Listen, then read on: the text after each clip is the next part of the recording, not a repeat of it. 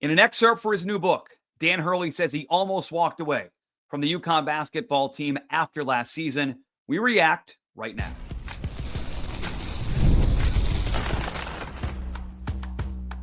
You are Locked On UConn, your daily podcast on the UConn Huskies, part of the Locked On Podcast Network, your team every day. Midweek Wednesday edition, welcome in. My name is Mike Mutnansky, UConn alumnus and the host here of the Locked On UConn podcast. We thank you for watching. We thank you for listening. Hopefully, heading into the back half here of 2025, football season underway, basketball season basically here. We want you to make Locked On UConn your first watch, your first listen every day. Available free wherever you get your podcast, and we are free on YouTube, Locked On UConn. Subscribe, would you please? All part of the Locked On Podcast Network, your teams every day. Today's episode brought to you by Monarch Money. Take control of your finances with Monarch Money. Use the code LOCKEDONCollege at monarchmoney.com for 50% off your first year. On today's episode, reaction to the excerpt, Dan Hurley's new book saying he almost walked away from the UConn basketball program a year ago. We'll take a look at the women's roster, which is absolutely loaded, and the expectations should be high for a back-to-back situation for Gino's team. And we'll do a midweek check on the football team, some good news for Skyler Bell and the offense, and a wild take from one Barstool sports personality about the ceiling for UConn football here in 2025, 2026. The news broke just before, 9:15, 9:30 on Wednesday. Ian O'Connor doing a new book with Dan Hurley, excerpt coming out saying that Dan Hurley saying in his own words, he almost walked away from the UConn program a year ago. I was on my way to do the Kirk Minahan show over on Barstool Sports.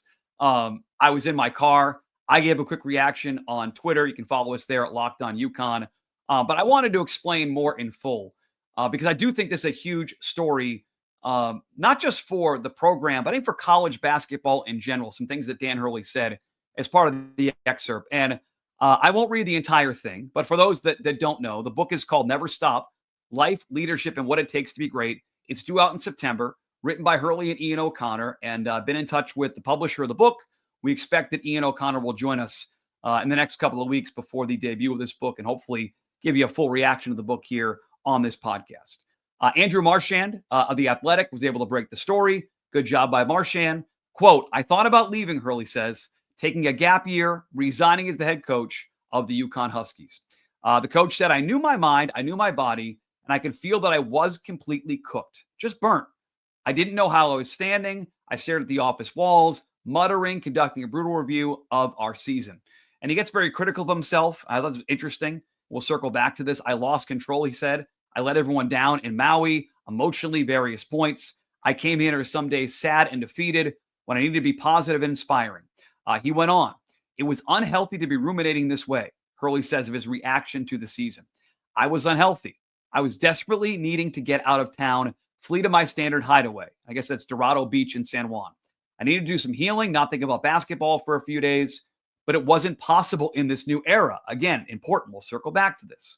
"The transfer portal and NIL deals made every college player a free agent. So right after the tournament, I needed to be in my office and stores. If I left town right then, I wouldn't have a team the 2025-26 season. At that point, I wasn't even sure I'd return for the season." He went on, "I cherish my job, my players, our school, our fans, and our boosters. I've got the very best job in the country, very best program in college basketball over the last quarter century. All of this is hands-on Bible truth. What is also true is the massive toll that coaching takes on you and your family. The whole thing is exhausting. The seasons are excruciating even when they're going great. You rarely get to the national championship game and win it. So if the season ended the way I wanted it to and only 2 years out of my coaching life, then I was sort of tortured for 28 years. That's a hell of a way to look at it."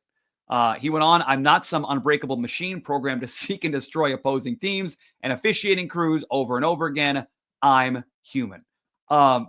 Some very powerful stuff there from Dan Hurley. I have 4 big reactions to this. First and foremost, tremendous PR for the book. This happens all the time when a book comes out, sports book, finance book, whatever. You get in touch with someone, in this case, Andrew Marchand.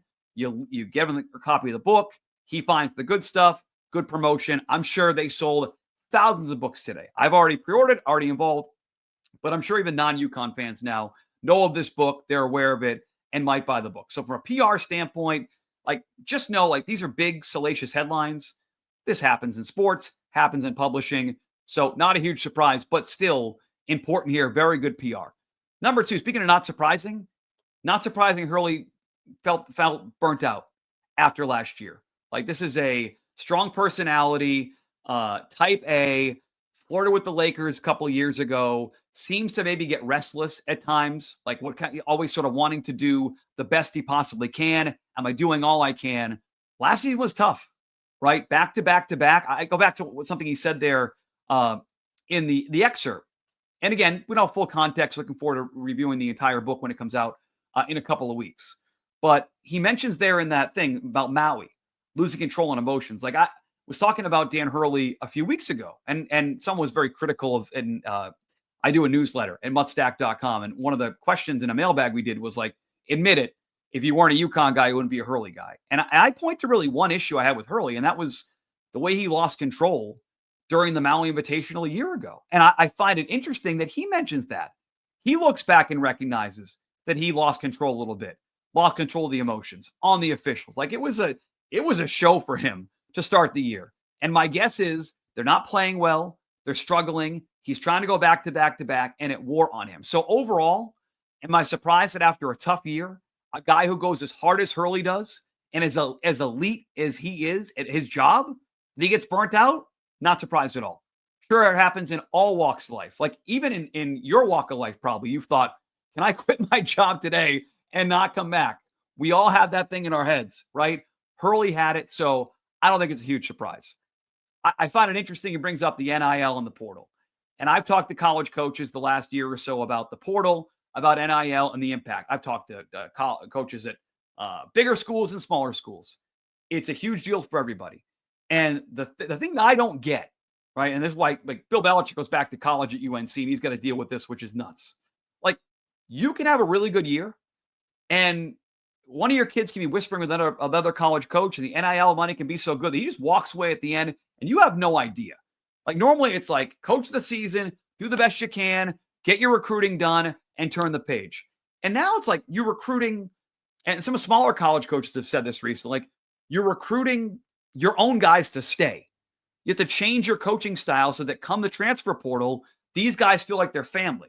You know, there was one coach who wrote a couple of weeks ago, I believe, again, in The Athletic, that he and his staff are like sending birthday text messages to their players in a way to make them feel like family. Like, that's way different than it was. You've got to change your style. And so for Hurley, like, he even said in the aftermath of last year, like, 50% of his roster might be gone.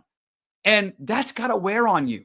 And I think that Dan Hurley, and he'll be the first of, you know, coaches have already done it, by the way.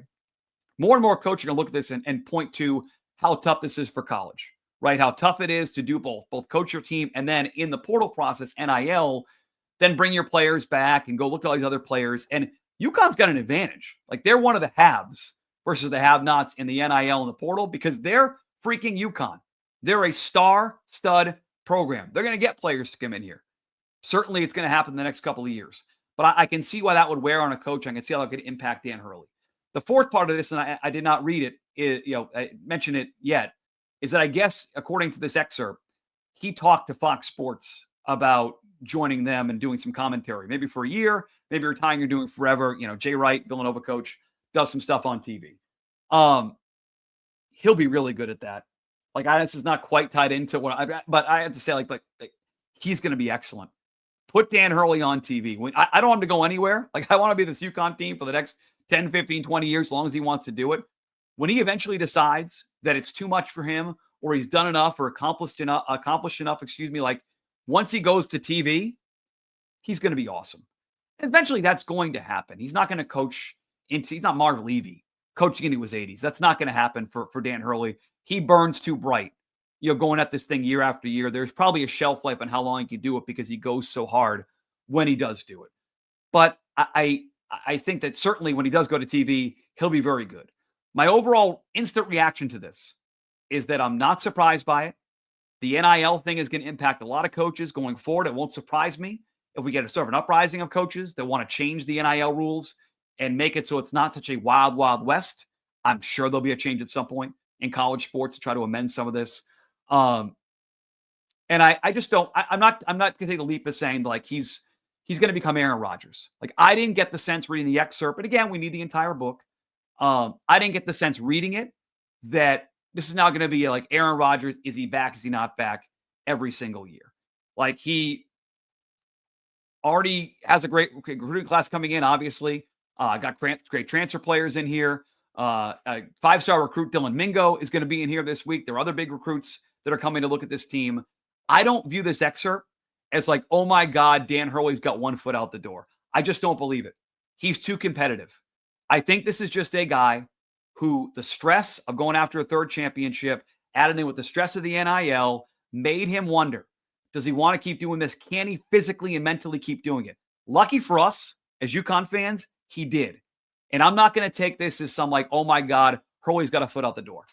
I don't view it that way. But I do think the reaction next couple of days be very, very interesting. And I will circle back to this, if not on Thursday, on Friday's show, to see what the national reaction is to this Dan Hurley story. If you want to weigh in and let us know what you think about this Dan Hurley excerpt, what you make of it, thoughts about it, leave a comment on our YouTube page. DMs are open on Twitter as well. You can also email us.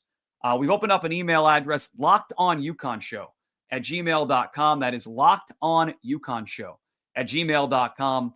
Be curious what you guys think. Read some of your reactions here the next couple of days. Again, the book doesn't come out until the end of September. Dan Hurley and Ian O'Connor never stop. Life, leadership, what it takes to be great. They sold some books today.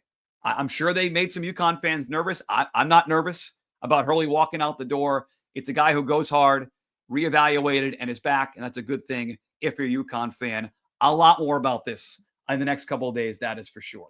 UConn the men's team is one of like 12 teams between like 9-1 and 20-1 odds where it's pretty wide open.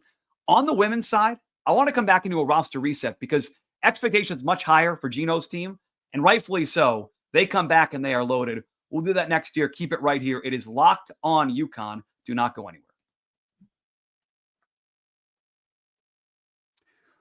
Here we go. I want to tell you about our friends at Mazda. Mazda crafts cars for those who choose to do more than simply move. They follow what moves them every time they drive. And that's what makes Mazda stand out.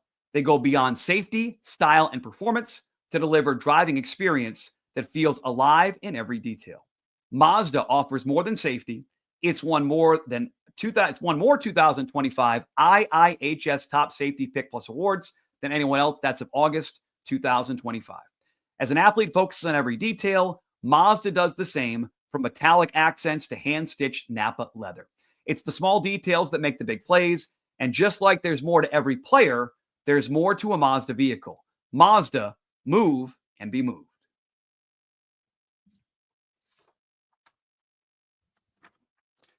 Well, we talked quite a bit on Monday's show about the UConn football team, expectations there. We talked yesterday about the UConn men's basketball team. If you missed any of those, you can go back and check them out wherever you get your podcasts or on our Locked On UConn YouTube feed.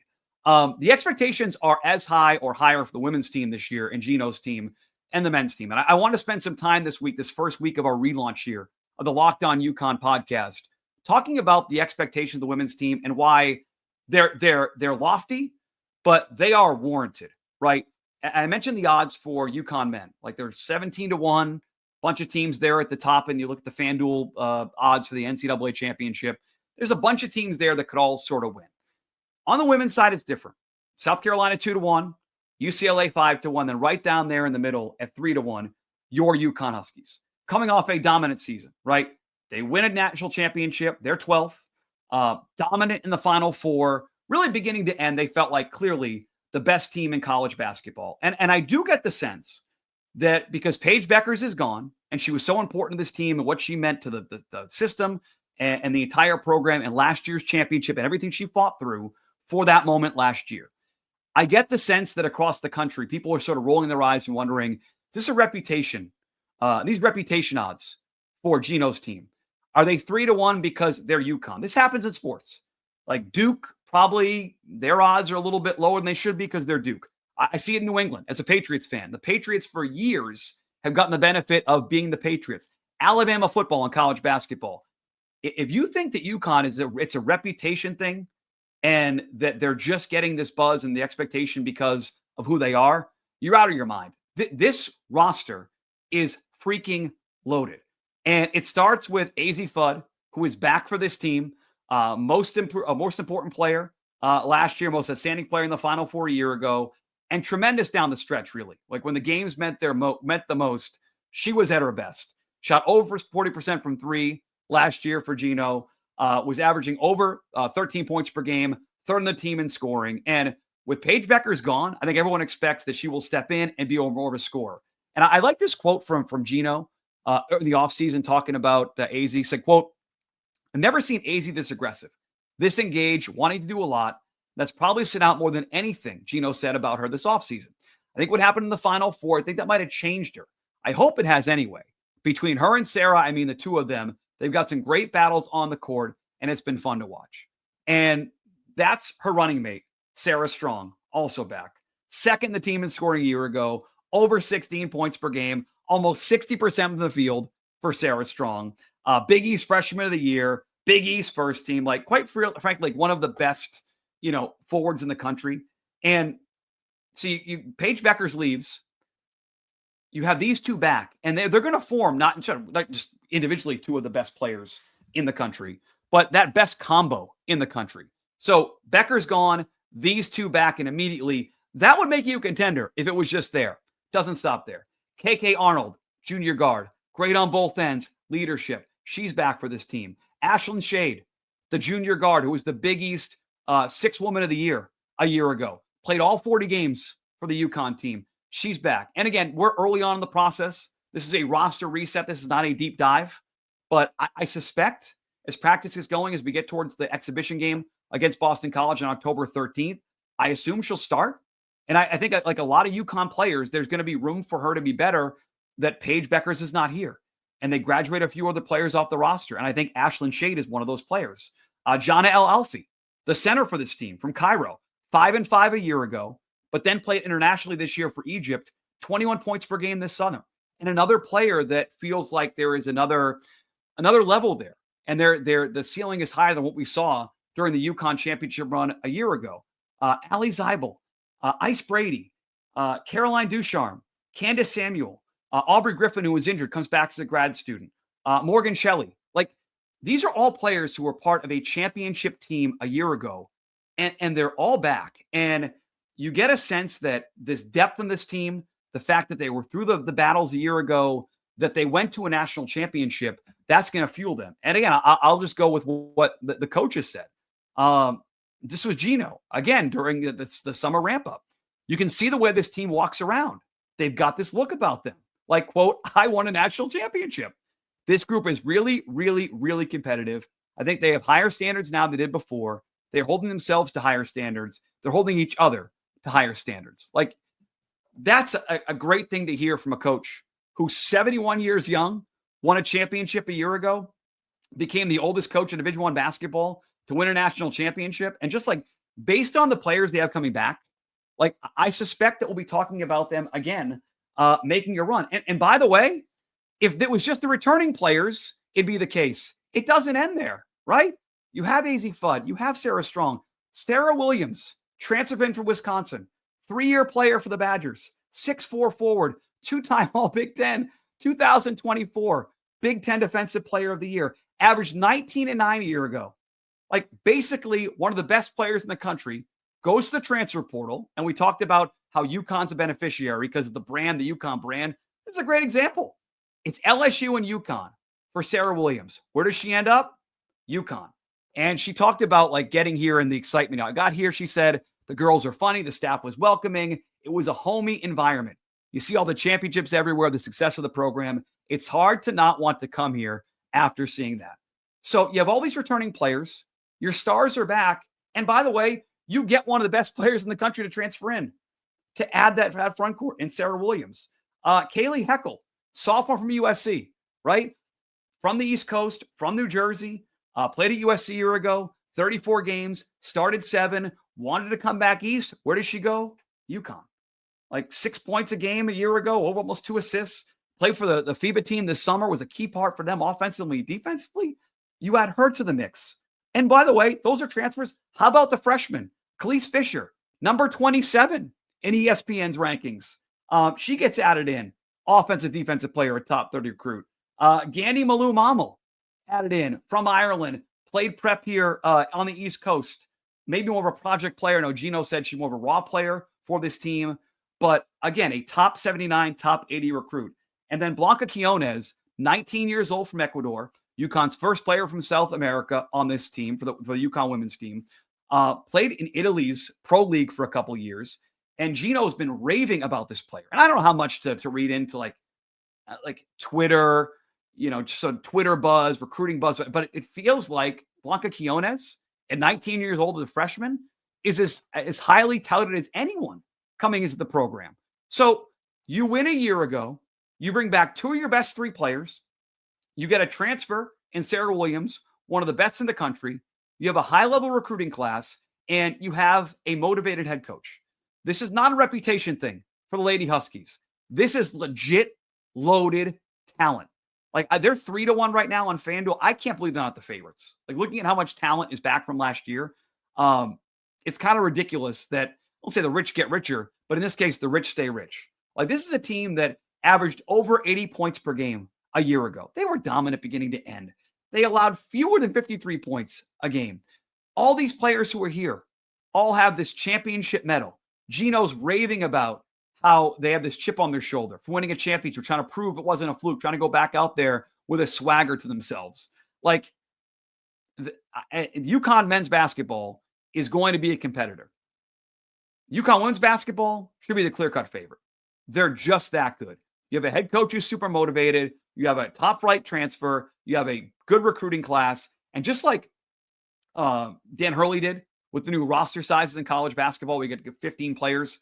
Gino doing the exact same thing. Like, he could have rested on his laurels, 71 going on 72. I won a championship. He fills out the roster, works hard to get Sarah Williams here, brings in some top-level transfers. Oh, by the way, his best players, two of his best three players are back. Like, this is not about reputation. This is about talent. And it's why you're hearing so much buzz about UConn basketball in general this next year. This has a really, really, really, really good chance to be a special year. Like, I will not be surprised. I won't predict it here in the month of September, but I'm not going to be surprised when the men's team is competitive come March, and so is the women's team. And I wonder what FanDuel would give you for odds. I should reach out to FanDuel, proud sponsor of this podcast. What are the odds that both the UConn men's team and the women's team both cut down the nets this year? I don't think it's out of the realm of possibility.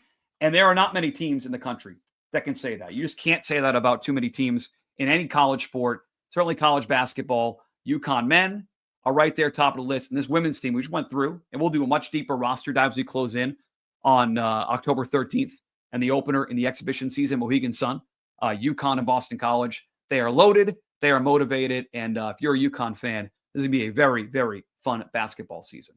I want to come back and do a midweek football check on Skyler Bell.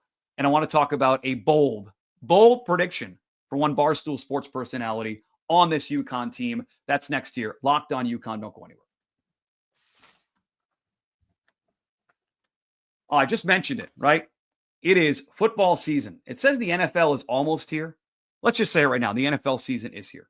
Football starts Thursday. NFL game Friday. NFL games Sunday. NFL games Monday. And FanDuel is making sure you're ready for kickoff with a can't-miss offer. Right now, new customers can bet just $5, and if your bet wins, you get $300 in bonus bets to use across the app. That is simple. I like using FanDuel for a lot of reasons. Specifically, it fits how I want to play. I want to do player props. I can do that. I want to build same-game parlays. In the mood for that.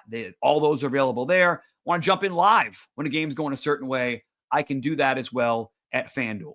So, are you ready to play? Download the FanDuel app right now. Go to FanDuel.com and get started. That's FanDuel.com to place your first $5 bet. Most people can't name all their financial accounts or even what they're worth, whether it's 401ks, properties, or investments. When you don't have the full picture, it can end up leaving money on the table. That's why there is Monarch Money. It's an all-in-one personal finance tool that brings your entire financial life together in one clean, easy-to-use interface on your laptop or on your phone. Monarch is built for people with busy lives. If you put off organizing your finances, Monarch is for you. Monarch does the heavy lifting. You can link all your accounts in minutes, see clear data visuals, and get smart categorization of your spending. You can do what I'm doing and use Monarch Money to maximize your investments, increasing your savings rate, easily reviewing finances with your partner and or financial advisor, keeping a clear view of your financial health week to week and in the long term. Don't let financial opportunities slip through the cracks. Use the code LOCKEDONCollege at monarchmoney.com on your browser for half off your first year. That is a great deal. 50% off your first year at monarchmoney.com with the code LOCKEDONCollege.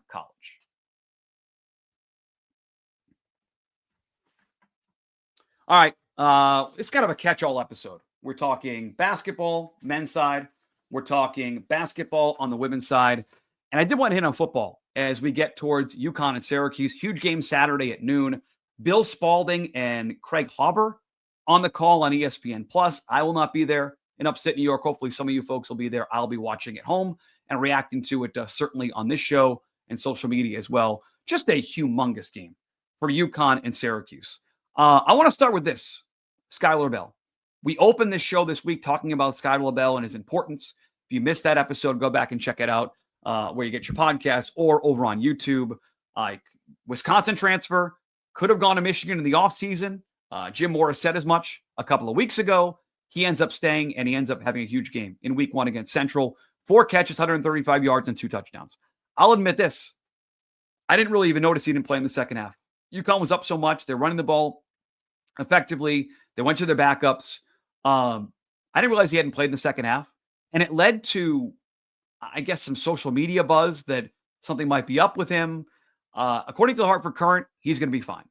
So he'll be a huge, huge factor against Syracuse. We're going to do a deep dive on UConn and Syracuse in a crossover episode of the Locked On UConn podcast Thursday. So stay tuned for that. PFF, Pro Football Focus. As like a football fan, I can take him or leave him.